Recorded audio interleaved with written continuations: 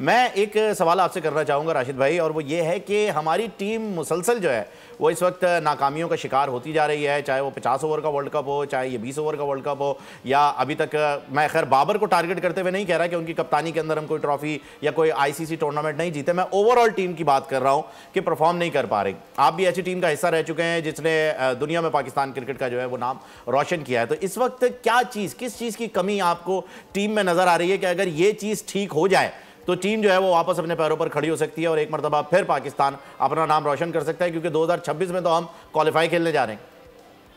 नहीं, क्वालिफाई नहीं खेलने जा रहे हैं, हम लोग सही 11 खेलेंगे।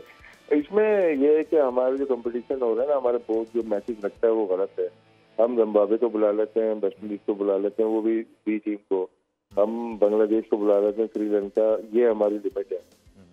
हम 2 टेस्ट खेलने के लिए जाते हैं, हम 5 टेस्ट मैच खेलने के लिए जाएं ऑस्ट्रेलिया, 5 T20 खेलने के लिए इंग्लैंड जाएं, 5 टेस्ट और 5 T20 वनडे खेलने के लिए हम साउथ अफ्रीका जाएं, तो आपकी टीम बेहतर होगी। मार खाएंगे ना यहाँ पे, अभी तो हम मार तो खा ही नहीं है। राशिद भाई जो टीम बड़ी आती, सॉरी राशिद भाई, जो टीम बड़ी आती है उसमें तो वो बी टीम भेज देते हैं, उसमें क्या करें फिर?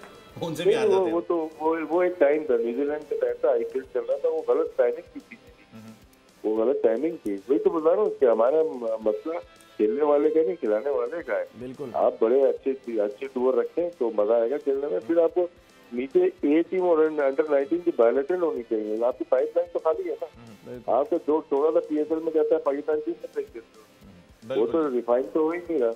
तो ये बहुत बड़ा गैप है अपना पीएसएल और पाकिस्तान। ये बिल्कुल एक बड़ा गैप आया है। राशिद भाई आपका पॉइंट बिल्कुल मिल गया। राशिद भाई ये मसला कब हल होगा? जब टीम वर्ल्ड कप से बाहर होती है और सारे हमारे एक्स क्रिकेटर जो बड़े स्टार बनते हैं सारे, वो कहते हैं कि मैनू जगह बना दो, मैं आ जावा टीम के नाल, मैं फलानी जगह आ जावा।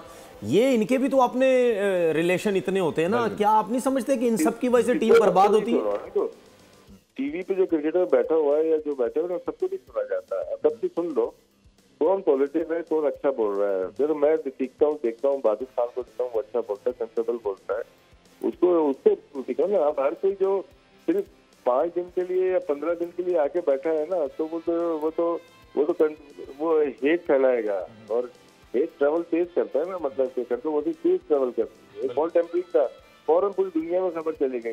हालांकि वो 15 दिन से बैठे हैं, कोई बात नहीं आई क्रिकेट के बारे में, क्या उन्हें राशिद भाई अगर पता होता तो वो टीम का हिस्सा ही होते। खैर वो अब टीवी पे बैठ करके बता रहे हैं कि उन्हें बहुत पता है। अच्छा जी, जाने से पहले राशिद भाई मैं आपसे कल के फिनाले के लिए प्रेडिक्शन चाहूंगा, इंडिया या साउथ अफ्रीका, और वेरी क्विकली बताइएगा कि क्यों। दोनों अनडिफिटेड टीम है, दोनों बहुत अच्छी टीम है, लेकिन इंडिया का एक्सपीरियंस बहुत ज्यादा है। साउथ अफ्रीका बॉलिंग में बहुत तगड़ी नजर आ रही है, पेस अटैक है ना बहुत तगड़ा है उनका। बैटिंग भी इंडिया में खेल के स्पिनर्स को लेके क्विंटन डिकॉक हो जाए या क्लासन हो जाए पार्टनर में, या रिजा हैंड्रिक्स है, मिलर है, सब है, या जी, यानी आपको लग रहा है कि इंडिया का पलड़ा जो है वो थोड़ा सा इसमें भारी रहेगा। सब्सक्राइब करें और बेल दबाएं ताकि कोई खबर रह न जाए।